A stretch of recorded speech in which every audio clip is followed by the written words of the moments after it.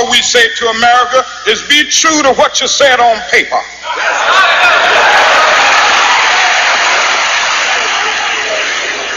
If I lived in China or even Russia or any totalitarian country, maybe I could understand some of these illegal injunctions.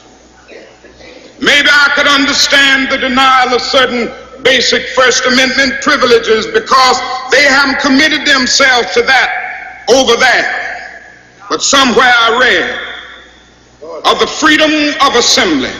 Somewhere I read of the freedom of speech.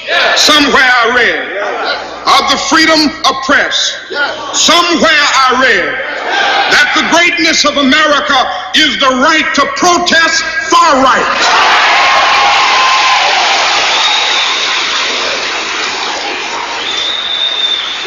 And so just as I say we aren't going to let any dogs or water hoses turn us around, we aren't going to let any injunction turn us around.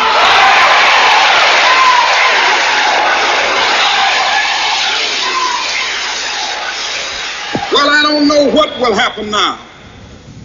We've got some difficult days ahead. But it really doesn't matter with me now because I've been to the mountaintop.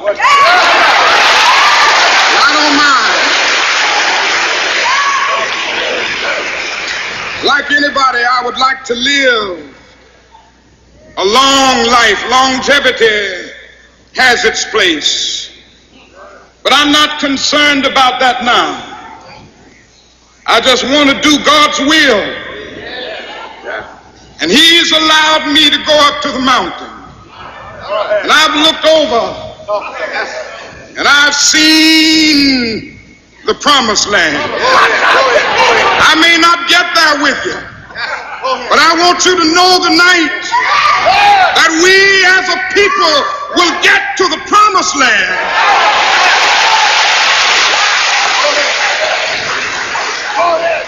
So I'm happy tonight. I'm not worried about anything. I'm not fearing any man. Mine eyes have seen the glory of the coming of the Lord.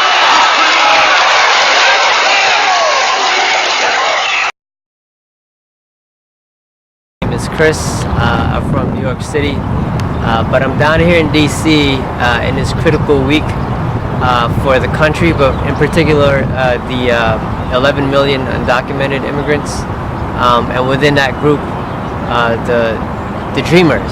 So the folks who have deferred action or DACA, which gives 800,000 immigrants freedom to work and freedom from deportation. So they're already, some of them are your classmates, right?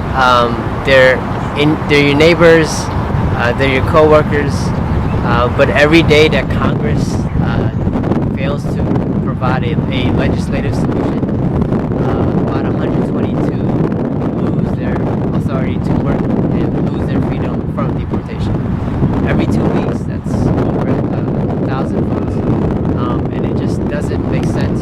Like, why would the government that we pay for, that we elect, want to do that to our neighbors? The people who pay taxes and contribute to our communities, our businesses. So this week is critical because Congress is about to go home for the holidays, and they need to act on this now, so that we don't have more and more dreamers suffering. And I want to provide like a broader context of the undocumented immigrant struggle. So I got much love for folks at Howard. A lot of the folks in my network in New York City came from HBCUs, and I know firsthand that in being involved with the immigrant rights movement and with undocumented immigrants, like black undocumented immigrants get ignored a lot, but there's like a million of it's seen primarily as a Latino issue, and maybe far second as an Asian issue, but it's a shame that black undocumented immigrants and their stories often get ignored, and I hope that in this very critical week, we need more voices because they need it probably more than others in the struggle.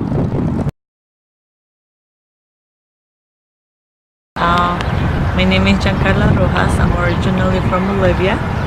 I came to the United States when I was 12 and now I'm 23. So this is the only place I know as a home. I came here with my little sister when she was 6 and I was 12. And for the longest time I lived with fear. Fear of just saying my name, fear of just raising my hand in class because I knew how I came to this country. My parents and I decided to come to this country because we wanted to have a better future. Unfortunately, Bolivia wasn't good economically and there was a lot of violence, so my parents and I decided to come here. And in 2012, when President Obama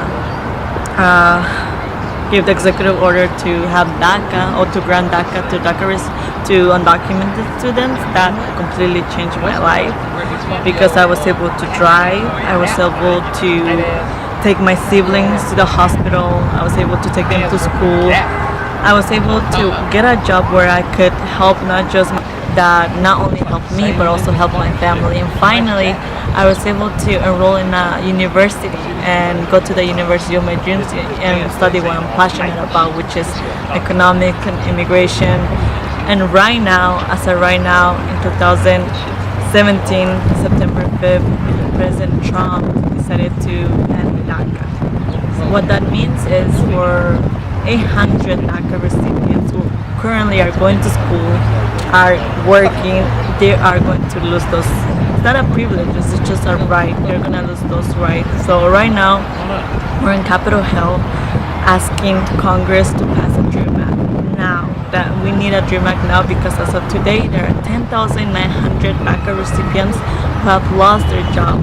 And what it means is that they cannot work, they cannot drive, and they cannot even go to school. So right now, I'm asking everyone to call their congressmen or senators, write letters, and tell them that we need a DREAM Act now.